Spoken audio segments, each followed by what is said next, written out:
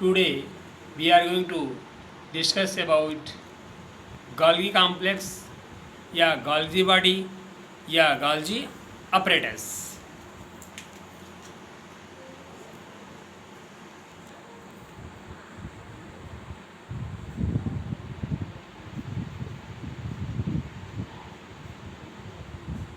Golgi apparatus ये इसकी खोज वैज्ञानिक कैमिलियो गोल्गी ने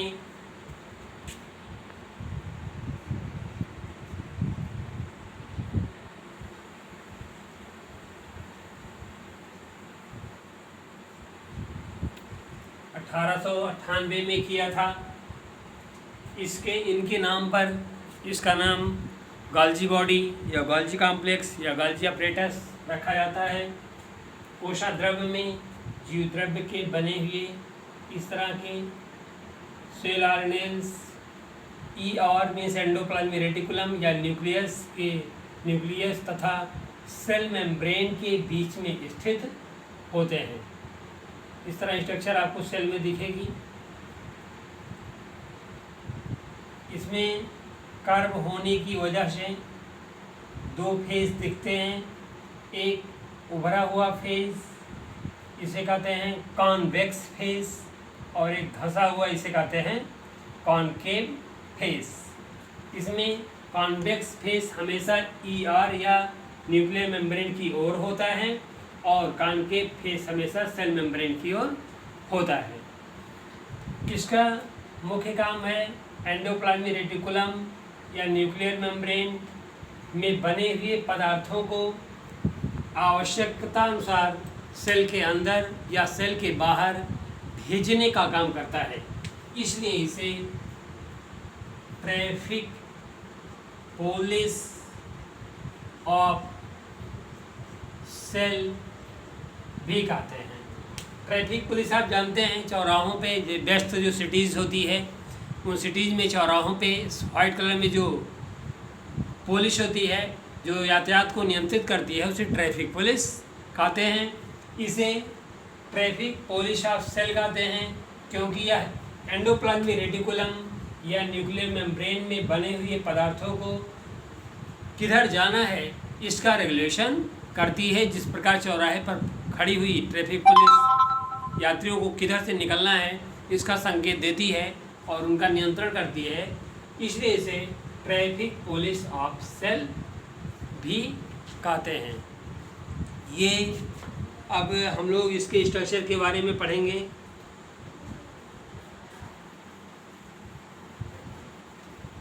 ये जीवद्रव्य के बने हुए ऑर्गेनेल्स होते हैं। इसकी दोहरी दीवार से बने हुए सिस्टर्नी वेसिकल्स जो आपने एंडोप्लाज्मिक रेटिकुलम में पढ़ा था, सिस्टर्नी ट्यूब्यूल्स एंड वेसिकल्स से मिलकर बनी होती है। सिस्टर्नी इस प्रकार आपको दिखाया गया था। ट्यूब्यूल्स इस प्रकार से ब्रांच होता है।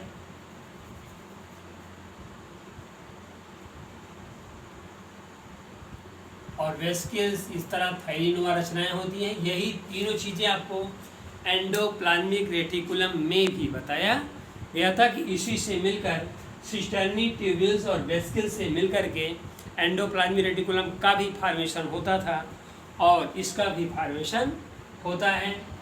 और इसके बाद ये लिपोप्रोटीन की बनी हुई झिल्ली से कवर्ड होता है। इसमें लिक्विड मटेरियल भरा होता है, जिसमें प्रोटीन, एंजाइम, हार्मोन्स आदि पाया जाता है। इस सेल ऑर्गेनेल्स को कहते हैं गोल्जी कॉम्प्लेक्स।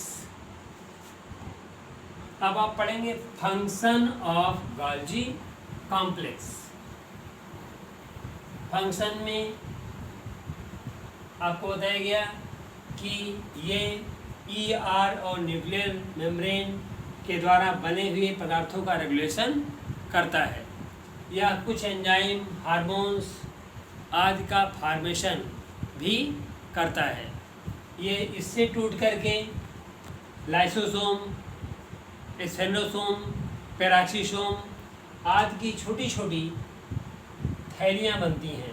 इस प्रकार से इसे टूट करके छोटी छोटी थैलियाँ बनती हैं जो मेनली लाइसोसोम होते हैं। कुछ स्फेनोसोम, पेराक्सीसोम आदि का भी फॉर्मेशन होता है। ये चीज़ हम एंडोप्लाज्मिक रेटिकुलम में भी कर सकते हैं। और एक चीज़ और है कि सेल का जब डिवीज़न होता है तो उसमें भी इस तरह से गोल्जी कॉम्प्लेक्स और एंडोप्लाज्मिक रेटिकुलम के छोटे छोटे टुकड़े सेल के बीच में इकट्ठा हो जाते हैं, जिससे सेल प्लेट का फॉर्मेशन होता है और यही बाद में सेल वॉल का निर्माण करता है।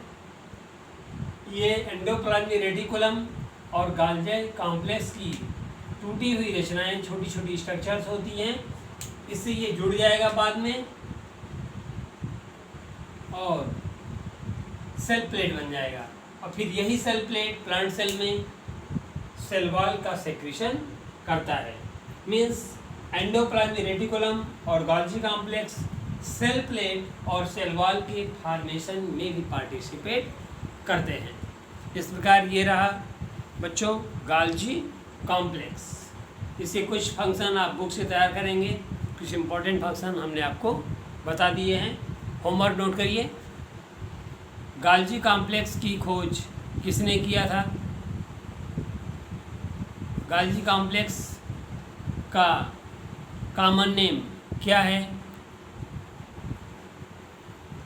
गोल्जी कॉम्प्लेक्स की संरचना और कार्य पर टिप्पणी लिखिए।